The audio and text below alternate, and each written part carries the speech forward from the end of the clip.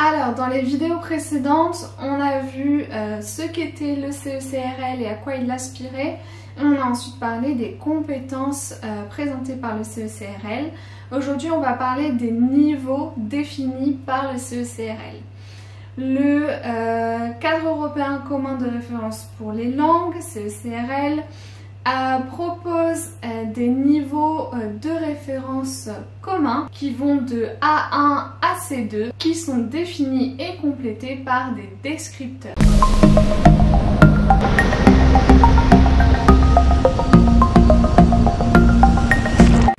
L'objectif de ces niveaux et de ces descripteurs est de procurer un métalangage commun pour l'enseignement des langues afin de faciliter la communication, le travail en réseau, la mobilité et la reconnaissance des cours et des examens. Donc c'est 6 niveaux répartis de A1 à C2 du CECRL. On peut déjà commencer par les catégorier en 3 parties. La première catégorie, ça va être celle de l'utilisateur élémentaire, donc la catégorie des A. L'utilisateur ensuite indépendant, la catégorie des B. Et l'utilisateur expérimenté, la catégorie des C. Donc vous l'aurez compris, les 6 niveaux de A1 à C2 vont de manière progressive vers une progression dans l'apprentissage des langues et la maîtrise des langues. Le niveau le plus bas est A1, ensuite on a A2, ensuite on a B1, puis B2, puis C1, puis C2. Attention, le niveau le plus élevé, donc C2, ne correspond en rien à la maîtrise soi-disant du locuteur natif d'une langue.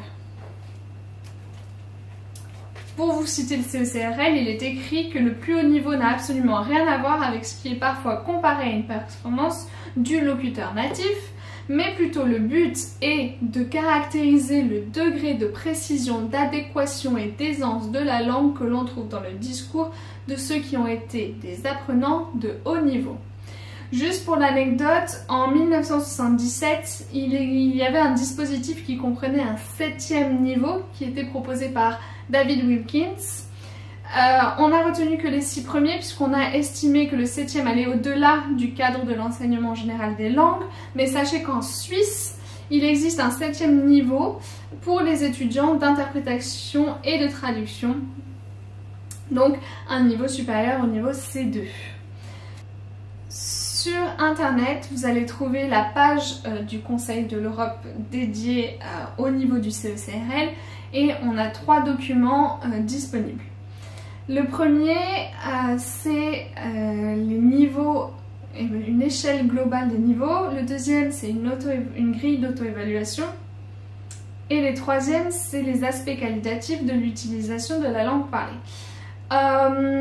Les 6 niveaux échelle globale, là en fait ce que le CECRL propose c'est une description de la maîtrise d'une langue par type de compétence et par descripteur pour chaque compétence. Donc il spécifie en fait ce que je vous explique, une maîtrise progressive de chaque compétence qui est repérée sur une échelle de 6 niveaux allant de A1 à C2. Le CECRL ne se place dans aucune langue, d'accord? Il ne fait référence à aucune langue, il fait référence à l'enseignement, à la maîtrise des langues en général, mais il ne s'applique pas qu'à une langue, il s'applique à toutes. Si vous cliquez sur le lien que je vais vous mettre dans la description qui vous amène aux 6 niveaux du CECRL qui s'appelle échelle globale, vous allez avoir les descripteurs des niveaux. Donc c'est là où vous allez avoir une idée du niveau de maîtrise des langues pour chaque niveau. Donc au niveau A1, on a par exemple peut comprendre et utiliser des expressions familières et quotidiennes ainsi que des énoncés très simples qui visent à satisfaire des besoins concrets. Ok, donc on est dans la construction de phrases simples dans le domaine familier et quotidien. Peut se présenter ou présenter quelqu'un et poser à une personne des questions la concernant sur son lieu d'habitation, ses relations ce qui lui appartient peut répondre au même type de questions, peut communiquer de façon simple avec l'interlocuteur s'il parle lentement, distinctement et se montre coopératif. Voilà, donc on reste dans le domaine proche du soi et dans un discours très simple. A2 peut comprendre des phrases isolées, des expressions fréquemment utilisées en relation avec des domaines immédiats de priorité, par exemple des informations personnelles, familiales simples, achats, environnement proche. Donc là on élargit un petit peu le cercle. Peut communiquer lors de tâches simples et habituelles en demandant qu'un échange d'informations simples et directs sur des sujets habituels et familiers. Peut décrire avec des moyens simples sa formation, son environnement et évoquer des sujets qui correspondent à des besoins immédiats. Donc là on est dans la sphère proche, plus seulement du moi, mais un petit peu plus proche de la vie quotidienne. B1 peut comprendre les points essentiels. Donc là, B1 c'est peut comprendre les points essentiels quand un langage clair et standard est utilisé. Il s'agit de choses familières dans le travail, l'école, les loisirs, peut se dérouler dans la plupart des situations rencontrées en voyage dans une région où la langue est parlée. Peut produire un discours simple et cohérent sur des sujets familiers dans les domaines d'intérêt, raconter un événement, une expérience, un rêve, décrire un espoir, un but, exposer brièvement des raisons ou explications pour un projet ou une idée. Donc là concrètement on commence à arriver à se débrouiller tout seul dans la vie de tous les jours. Et B2 qui est vraiment le niveau indépendant en langue, peut comprendre le contenu essentiel de sujets concrets ou abstraits dans un texte complexe, y compris une discussion technique dans sa spécialité, peut communiquer avec un degré de spontanéité et d'aisance tel qu'une conversation avec un locuteur natif ne comportera de tension ni pour l'un ni pour l'autre. Voilà. Peut s'exprimer de façon claire et détaillée sur une grande gamme de sujets, mettre un avis sur un sujet d'actualité, exposer les avantages et les inconvénients des différentes possibilités. Voilà, donc là on est dans la communication fluide. Ensuite, pour l'utilisateur expérimenté, on passe à C1, peut comprendre une grande gamme de textes longs et exigeants, ainsi que saisir des significations implicites, peut s'exprimer spontanément et couramment sans trop apparemment devoir chercher ses mots, peut utiliser la langue de façon efficace et souple dans sa vie sociale, professionnelle ou académique, peut s'exprimer sur des sujets complexes de façon claire et bien structurée et manifester son contrôle des outils d'organisation, d'articulation et de cohésion du discours. Donc là, on est plus dans de la structure, du complexe et de l'implicite. Et on passe à C2, peut comprendre sans effort pratiquement tout ce qu'il lit ou elle entend, peut restituer faits et arguments de diverses sources écrites et orales en les résumant de façon cohérente, peut s'exprimer spontanément, très couramment et de façon précise, peut rendre distinctes de fines nuances de sens par rapport à des sujets complexes.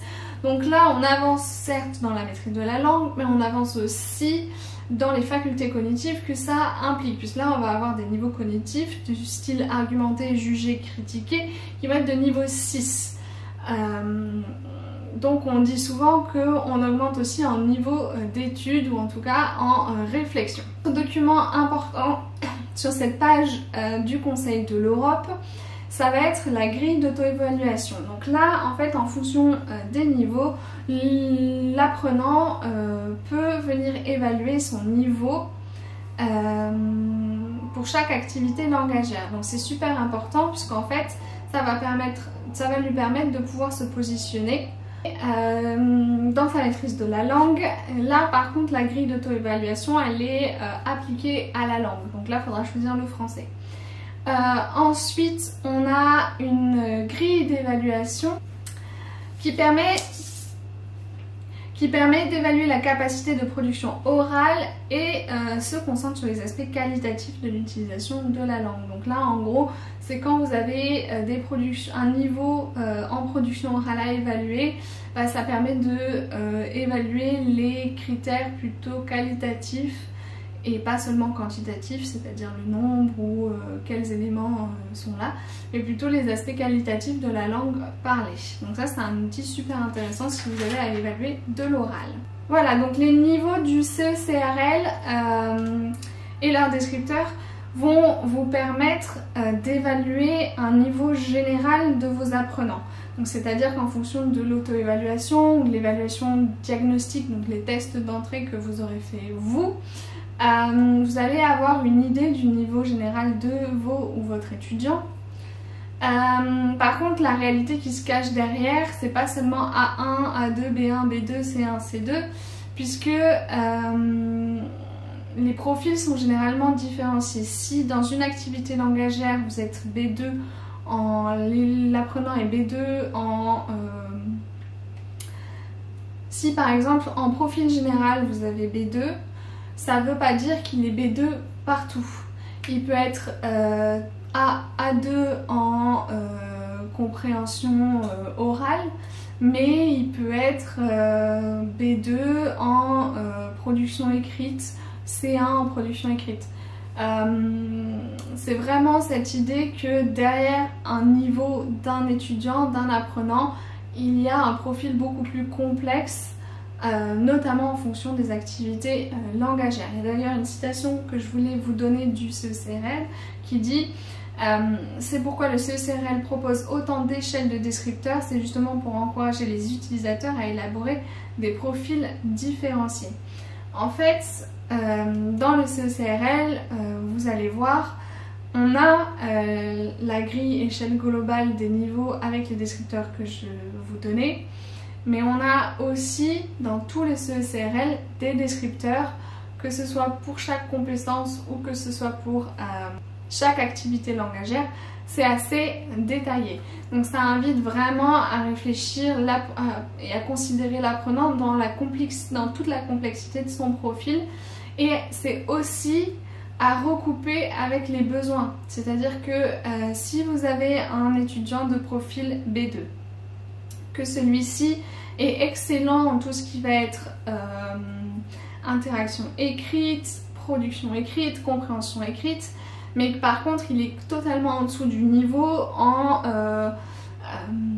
interaction orale, en compréhension et production orale, et bien dans ce cas-là, il faudra voir quelle est son intention, son besoin.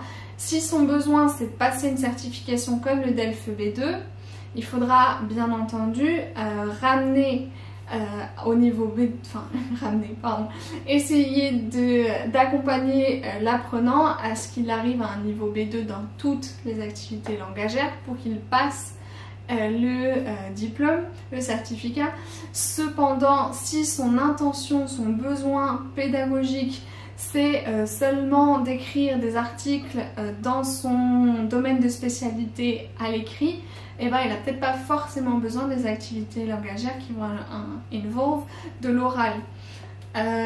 Et dans ce cas-là, on peut, en fonction de ce que décidera l'apprenant, faire l'impasse sur les activités orales.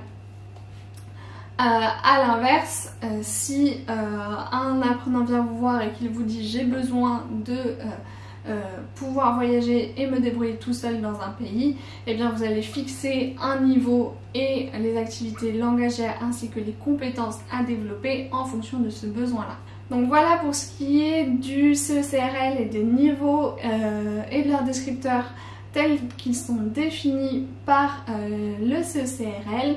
Si vous avez des commentaires, des remarques ou si seulement cette vidéo vous a plu, n'hésitez pas à réagir. Je vous dis merci et à bientôt.